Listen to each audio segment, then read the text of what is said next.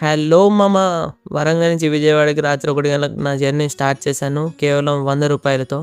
Secunderabad super fast train చంపితే పొద్దున్న 4 గంటలకు దిగినాం. 5 గంటలకి ఇంకో ట్రైన్ ఉన్నదని చెప్పేసి రూ. 25 పెట్టి వెయిటింగ్ హాల్‌లో కాళ్ళు ఊపుకుంటూ, కథలు దింకుంటూ గంట సేపు టైం పాస్ దింగాను.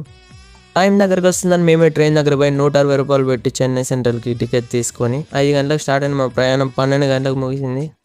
స్టేషన్ బయటకు వచ్చి ర్యాపిడో బుక్ చేసుకొని మరైనా బీచ్‌కి స్టార్ట్ అయిపోయాం. బీచ్‌కి పోతున్న ఆనందంలో లొకేషన్‌లన్నీ చూసుకుంటూ మంచిగా వర్షం ఎంజాయ్ చేసుకుంటూ పోతుంటే సడన్‌గా ముక్కులో కంపు. ఏంటా కంపు అని చూస్తుంటే మా మిత్రుడి ముక్కు కూడా బ్లాస్ట్. పోన్లే ఏముంది రోడ్లుంటే ఇంతే కావచ్చు వర్షానికి లేదని మేమనుకుంటే హుస్సేన్ సాగర్ అవుపడింది. ఇది హైదరాబాద్ కదా అనే లోపే చెన్నై అని గుర్తుకొచ్చింది. ఇక్కడ కూడా కంపే. ఇదేదో మెమోరియల్ లెక్క ఉంది. దీన్ని చూడగానే సడన్గా హైదరాబాద్ ఎన్టీఆర్ పార్క్ గుర్తుకొచ్చేసింది. పార్క్ దాటగానే పక్కనే బీచ్. దిగిపోయా. దిగగానే ప్రేమ పక్షులు దర్శనమిచ్చాయి.